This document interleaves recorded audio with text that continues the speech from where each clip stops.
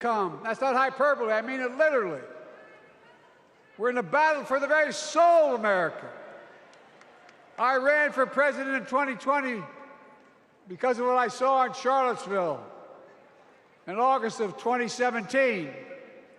Extremists coming out of the woods, carrying torches, their veins bulging from their necks, carrying Nazi swastikas, and chanting the same exact anti-Semitic bile that was heard in Germany in the early 30s.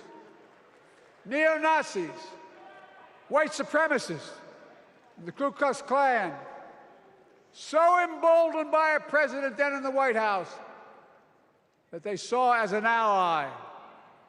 They didn't even bother to wear their hoods. Hate was on the march in America. Old ghosts and new garments, stirring up the oldest divisions, stoking the oldest fears, giving oxygen to the oldest forces that they long sought to tear apart America. In the process, a young woman was killed. When I contacted her mother, I asked about what happened. She told me.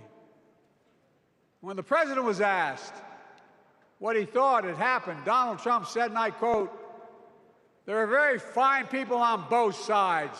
My God." That's what he said. That is what he said and what he meant. That's when I realized, had listened to the admonition of my dead son, I could not stay on the sidelines. So I ran.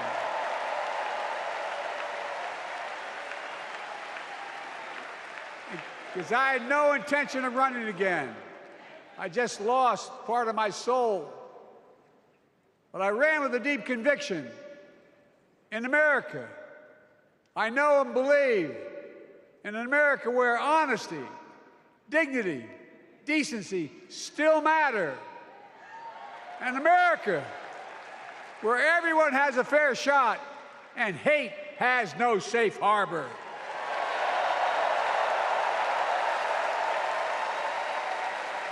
An America where the fundamental creed of this nation, that all of us are created equal, is still very much alive. And a broad coalition of Americans joined with me.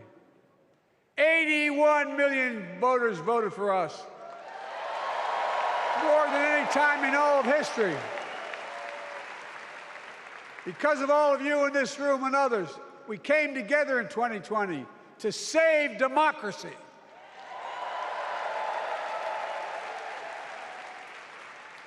As your president, I've been determined to keep America moving forward, not going back, to stand against hate and violence in all its forms, to be a nation where we not only live with but thrive on diversity, demonizing no one, leaving no one behind, and becoming the nation that we profess to be. I also ran to rebuild the backbone of America, the middle class.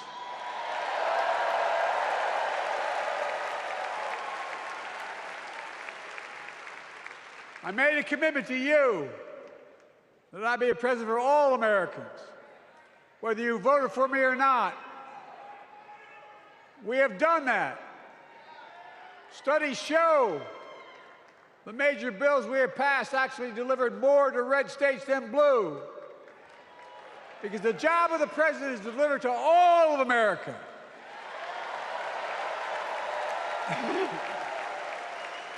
Because of you, and I'm not exaggerating, because of you, we've had one of the most extraordinary 4 years of progress ever, period. When I say we, I mean Kamala and me. Just think about it. COVID no longer controls our lives. We've gone from economic crisis to the strongest economy in the entire world. record 16 million new jobs, record small business growth, record high stock market, record high 401ks, wages up, and inflation down, way down, and continuing to go down.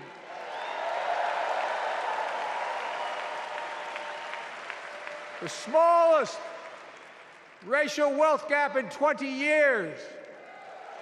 And yes, we both know we have more to do, but we're moving in the right direction. More Americans have peace of mind that comes from having health insurance. More Americans have health insurance today than ever before in American history.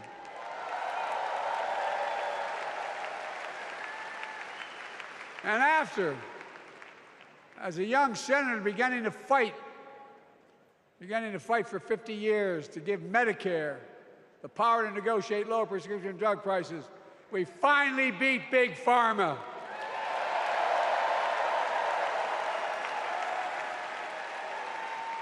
And guess who cast the tie-breaking vote? Vice President, soon-to-be President Kamala Harris.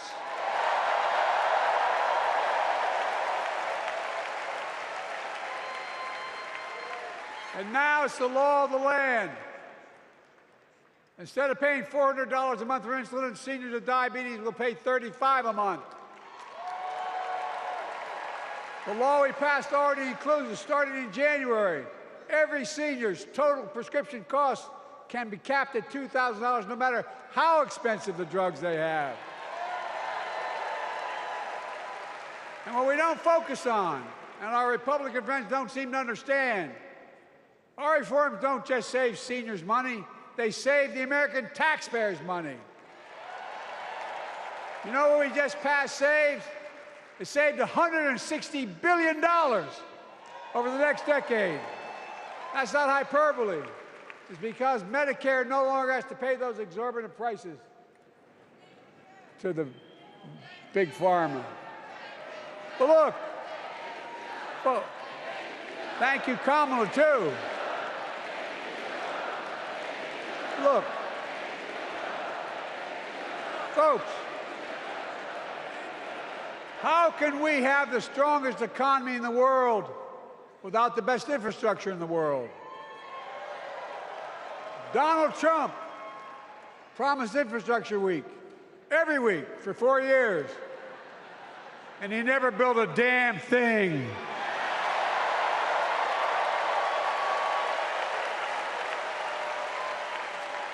But now, because of what Kamala and I have done, remember we were told we couldn't get it done. Remember when we came into office, we couldn't get anything passed? But right now, we're giving America an infrastructure decade, not week.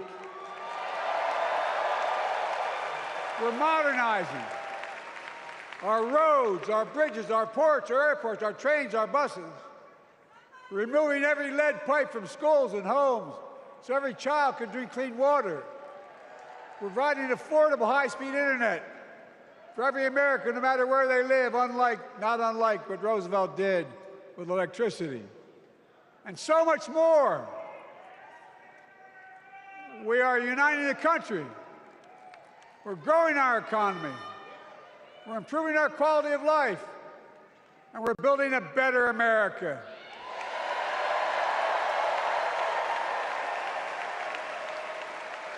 Because that's who we are.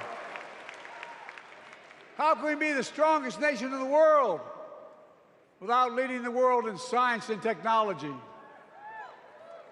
After years of importing 90% of our semiconductor chips from abroad, which America invented those chips, our Chips and Science Act meant that private companies from around the world are now investing literally tens of billions of dollars to build new chip factories right here in America.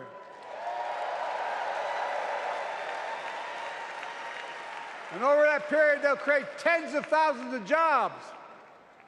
And many of those jobs in the so-called fabs, the buildings that make the chips, that's being constructed now. And guess what? The average salary in those fabs, size of a football field, will be over $100,000 a year, and you don't need a college degree.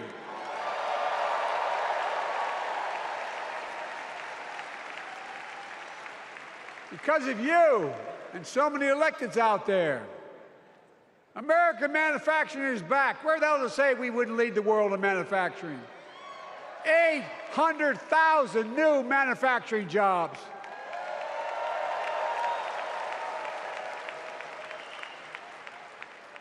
Our Republican friends and others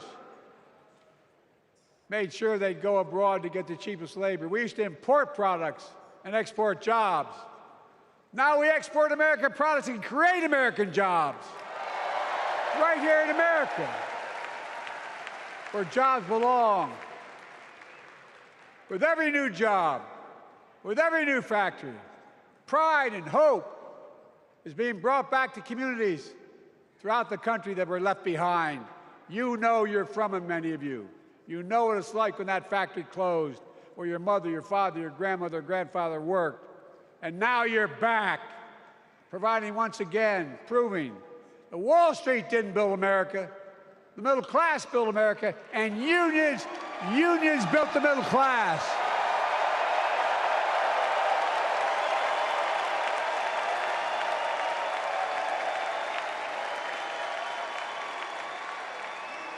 It's been my view since I came to the Senate.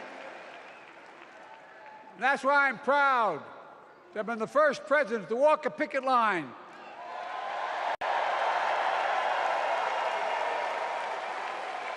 and be labeled the most pro-union president in history, and I accept it. It's a fact.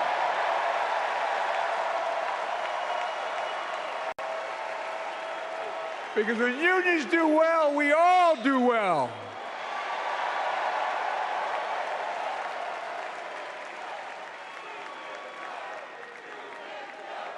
You got it, man. You got it.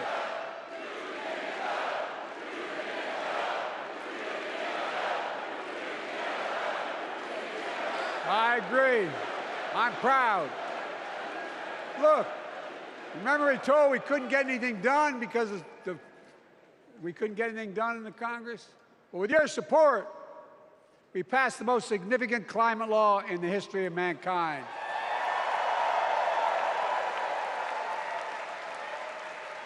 Over $370 billion. Cutting carbon emissions in half by 2030.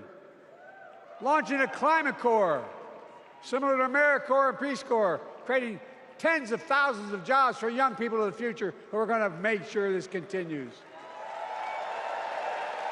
Creating hundreds of thousands of jobs in clean energy for American workers, including the IBEW installing 500,000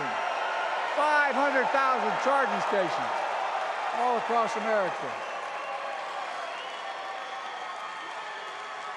And in the process, reducing carbon emissions. And we're seeing it.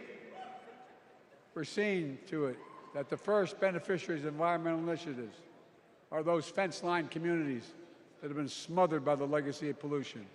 Louisiana and Delaware, Route 9, all the factories, all those chemical factories are right next to the poorest neighborhoods. They're the ones we're going to bring back.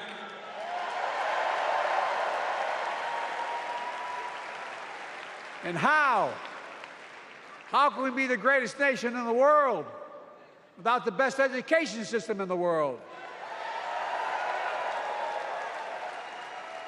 Donald Trump and the Republican friends, they not only can't think, they can't read very well. Seriously, think about it. Look at their Project 2025. They want to do away with the Department of Education.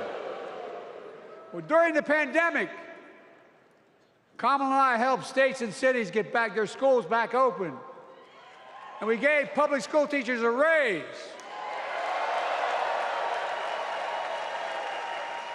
We created apprenticeships with businesses and communities, putting students on a path to a good paying job, whether or not they go to college. And by the way, we're making college a hell of a lot more affordable. Increasing Pell Grants by $900.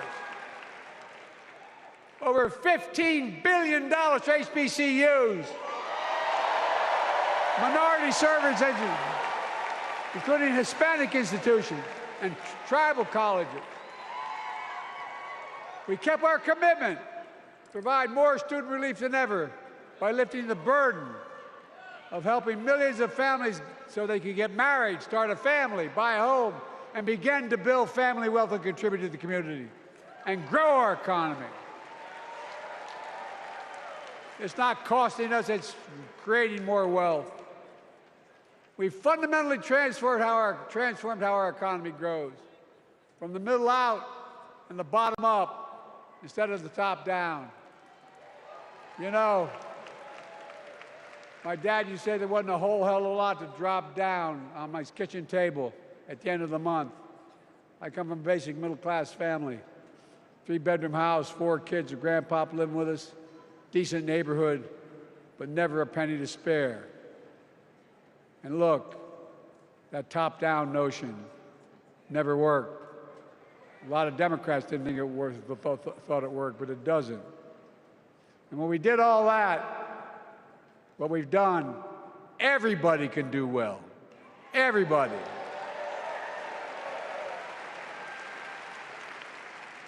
Donald Trump calls America a failing nation. No, I'm serious. But think about this. Think about this. He publicly says to the whole world, I'm going to say something outrageous. I know more foreign leaders by their first names and know them well than anybody alive. Just because I'm so damn old. But I'm not joking. Think of the message he sends around the world when he talks about America being a failing nation. He says we're losing. He's the loser. He's dead wrong.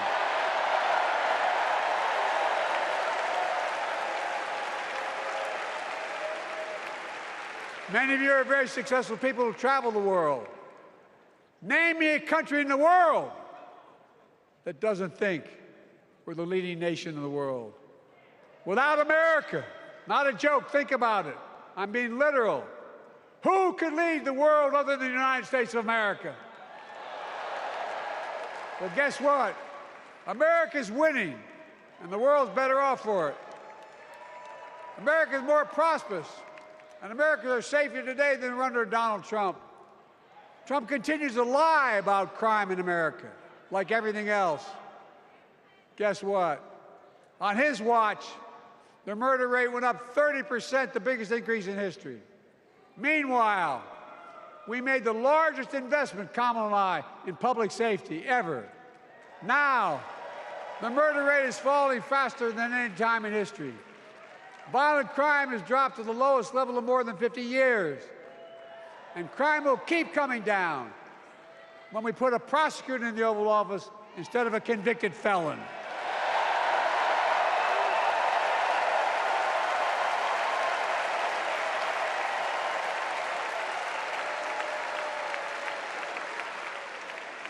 And folks, the distinguished senator from the Senate from California and I passed the first ban on assault weapons.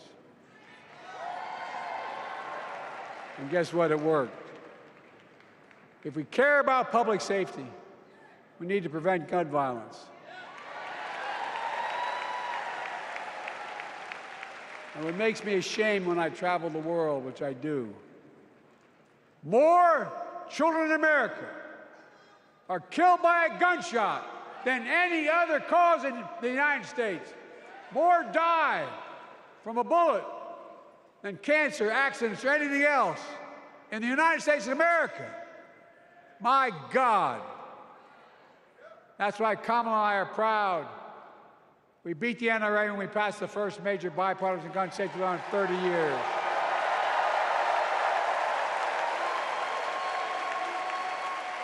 I'm serious.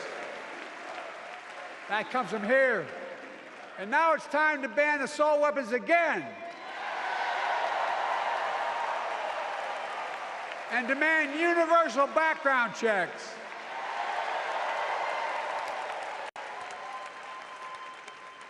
It's hard. I never thought I'd stand before a crowd of Democrats and refer to a president as a liar so many times. No, I'm not trying to be funny. It's sad.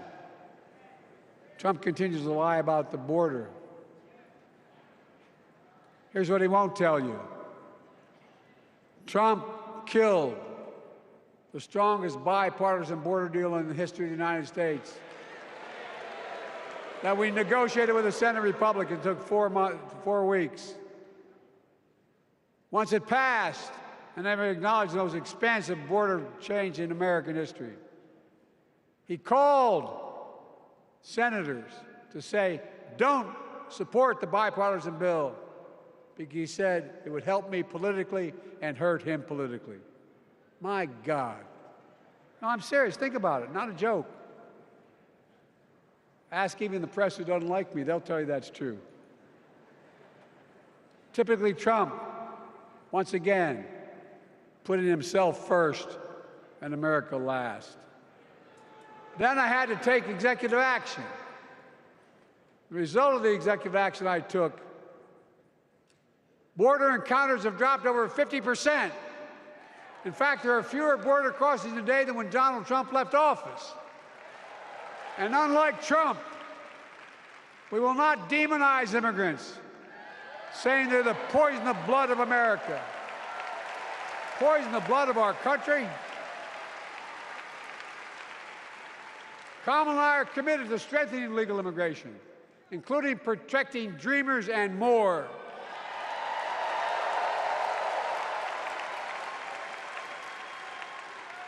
And here's what else I believe in.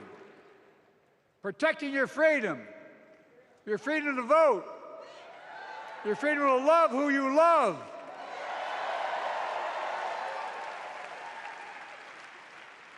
and your freedom to choose.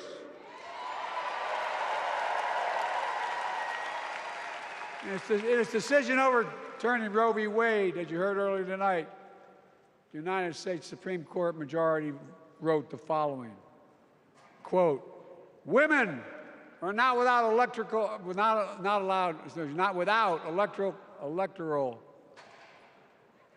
or political power. No kidding. MAGA Republicans found out the power of women in 2022.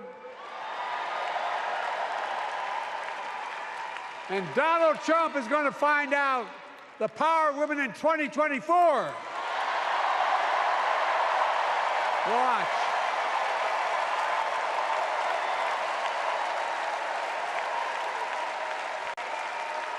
And where Trump and his mega Republican right-wingers seek to erase history, we Democrats continue to write history and make more history. I'm proud to have kept my commitment to appoint the first black woman in the United States Supreme Court.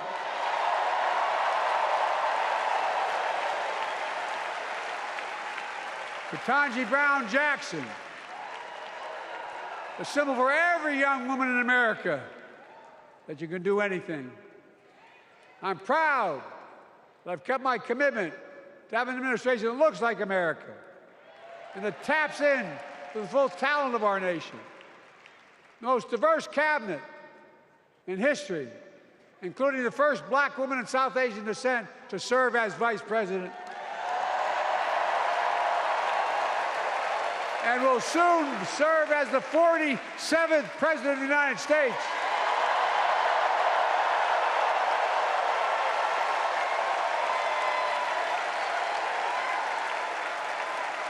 She is good. Look. Thank you, Kamala.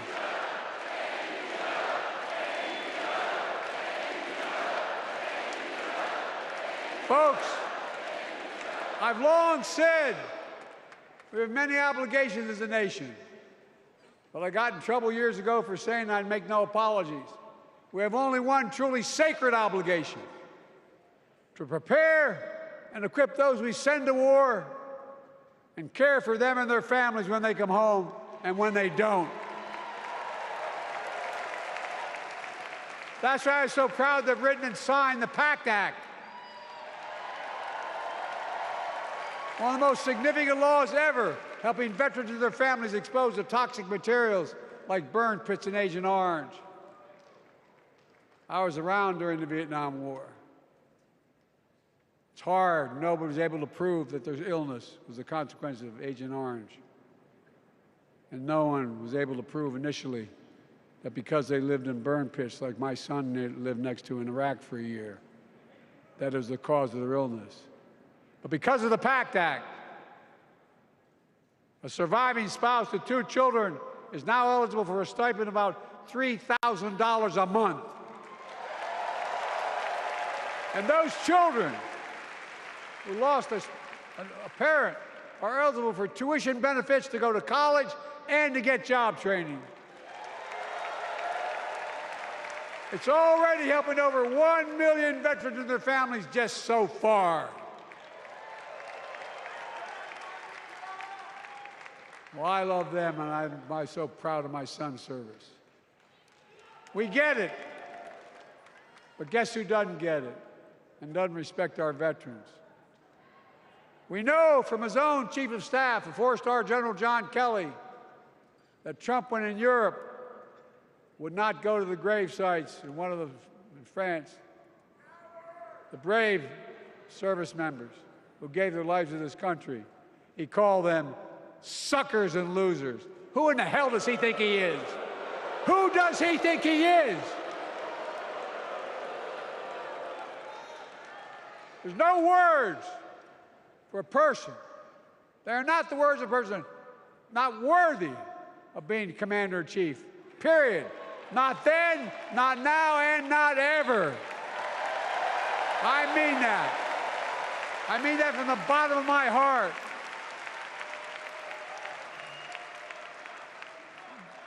Just as no commander-in-chief should ever bow down to a dictator, the way Trump bows down to Putin. I never have, and I promise you, Kamala Harris will never do it. Will never bow down. When Trump left office, Europe and NATO was in tatters. Not a joke. America First doctrine changed our whole image in the world. Well, they gave the hours, about 190 hours sum total, than my counterparts or heads of state in Europe, to strengthen NATO. We did. We united Europe like it hadn't been united for years, adding Finland and Sweden to NATO. 10 days before he died, Henry Kissinger called and said, not since Napoleon has Europe not looked over their shoulder at Russia with dread, until now. Until now. Well, guess what? Putin thought he'd take Kyiv in 3 days. 3 years later, Ukraine is still free.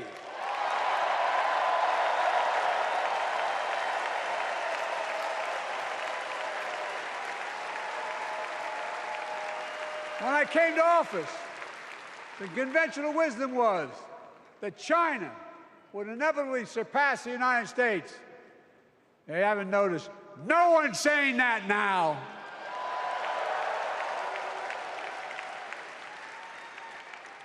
And we'll keep working to bring hostages home and end the war in Gaza and bring peace and security to the Middle East.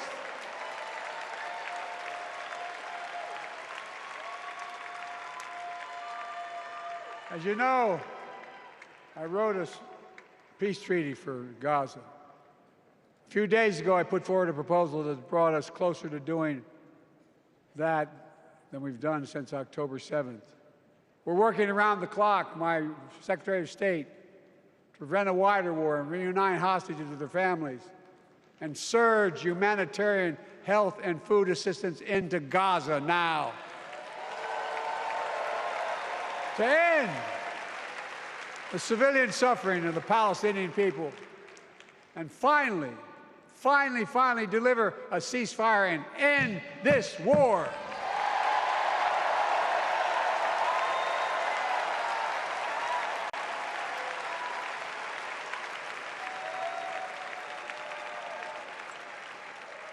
Those protesters out in the street, they have a point. A lot of innocent people are being killed on both sides. Just as we worked around the clock to bring home wrongfully detained Americans and others from Russia in one of the most complicated swaps in history. But they're home. Kamala and I are going to keep working to bring all Americans wrongfully detained around the world home. I mean it. Folks, I've got 5 months left in my presidency. I've got a lot to do. I intend to get it done.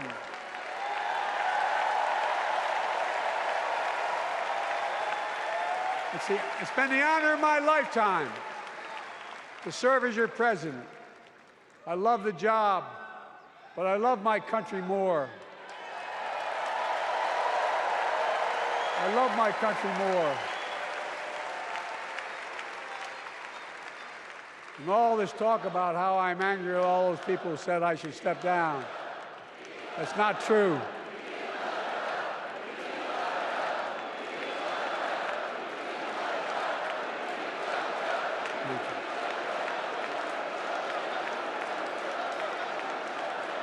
I love my country more, and we need to preserve our democracy. In 2024, we need you to vote. We need you to keep the Senate. We need you to win back the House of Representatives. And above all, we need you to beat Donald Trump.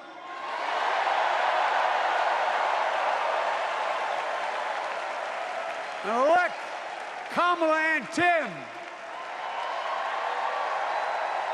President and Vice President of the United States of America.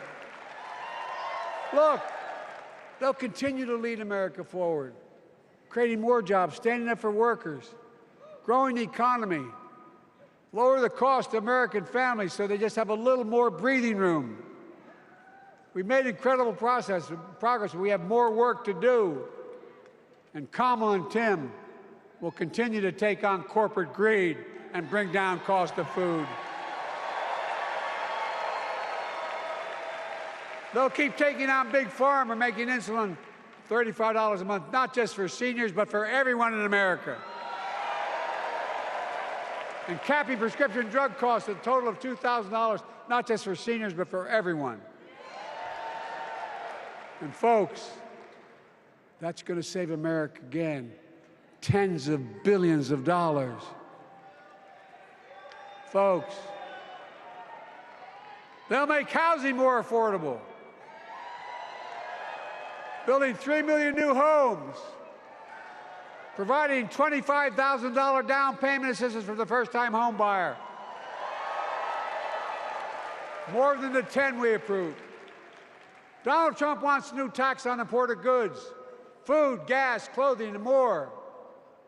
You know what that will cost the average family, according to the experts? $3,900 a year in a tax. No, it's a fact. Kamala and Tim will make the child care tax credit permanent.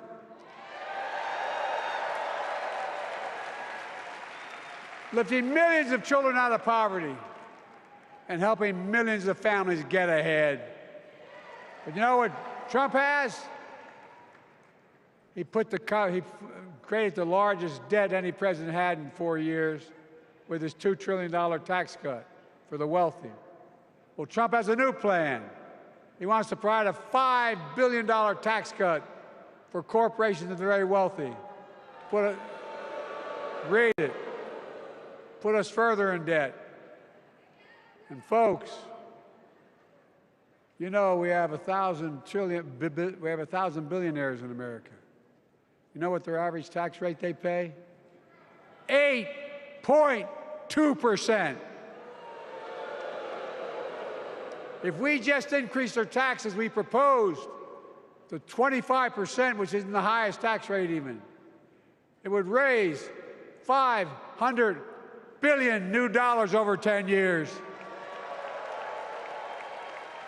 They'd still be very wealthy. Look, Kamala and Tim are going to make them pay their fair share. They'll protect Social Security and Medicare. Trump wants to cut Social Security and Medicare. Kamala and Tim will protect your freedom. They'll protect your your right to vote. They'll protect your civil rights. And you know Trump will do everything to ban abortion nationwide. Oh, he will.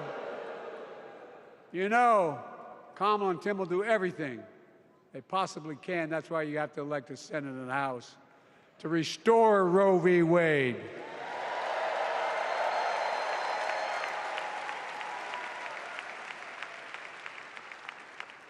The ancient Greeks taught us that character is destiny. Character is destiny. For me and Jill, we know Kamala and Doug are people of character. It's been our honor to serve alongside them. And we know that Tim and Gwen Walz are also people of great character.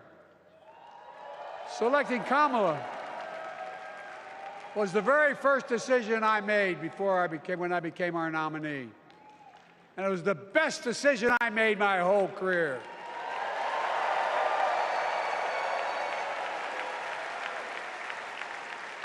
We've not only gotten to know each other, we've become close friends. She's tough, she's experienced, and she has enormous integrity, enormous integrity. Her story represents the best American story.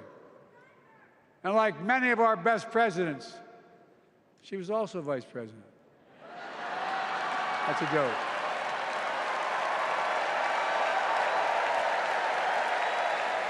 But she'll be a president our children can look up to.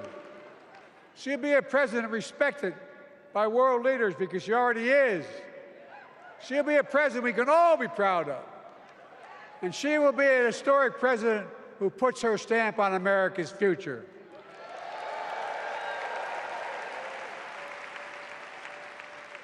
This will be the first presidential election since January 6th.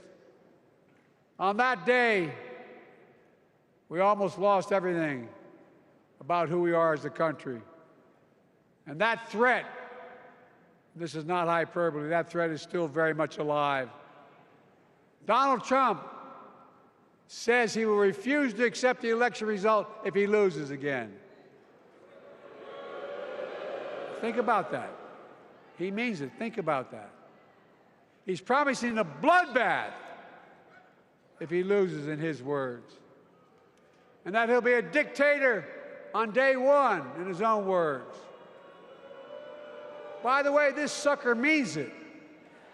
No, I'm not joking. Think about it. Anybody else said that in the past, you'd think he was crazy. He is crazy, but you'd think it was an exaggeration, but he means it. We can't let that happen. Folks, all of us carry a special obligation. Independents, Republicans, Democrats. We saved democracy in 2020, and now we must save it again in 2024.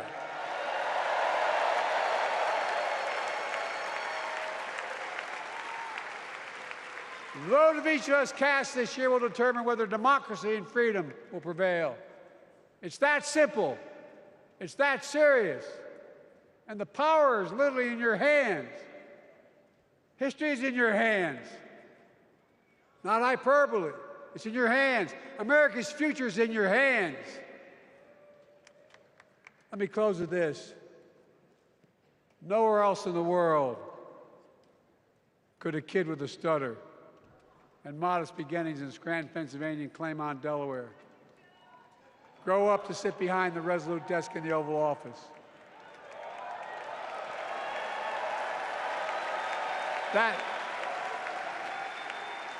That's because America is, and always has been, a nation of possibilities. Possibilities. We must never lose that. Never. Kamala and Tim understand that this nation must continue to be a place of possibilities, not just for the few of us, but for all of us. So join me in promising your whole heart to this effort, and where my heart will be. I promise I'll be the best volunteer Harrison Waltz has Cam ever seen.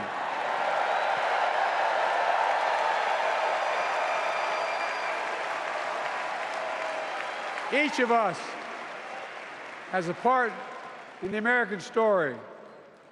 For me and my family, there's a song that means a lot to us, that captures the best of who we are as a nation. The song is called American Anthem. There's one verse that stands out, and I can't sing worth a damn, so I'm not going to try. I'll just quote it. The work and prayers of centuries have brought us to this day. What shall our legacy be? What will our children say? Let me know in my heart, when my days are through, America, America, I gave my best to you.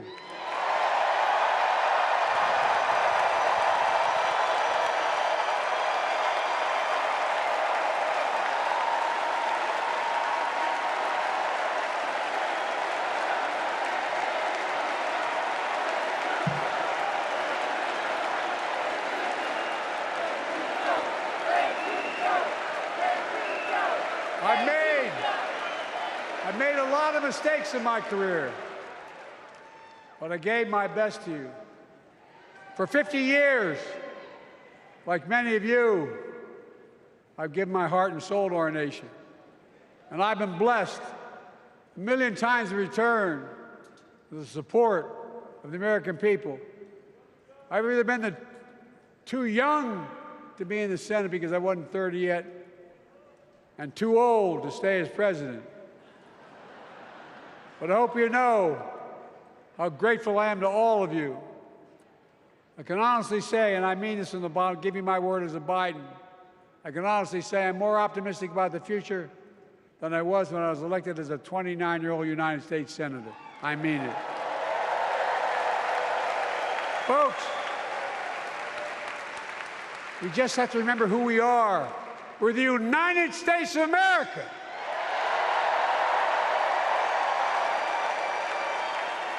And there's nothing we cannot do when we do it together. God bless you all, and may God protect our troops. Thank you.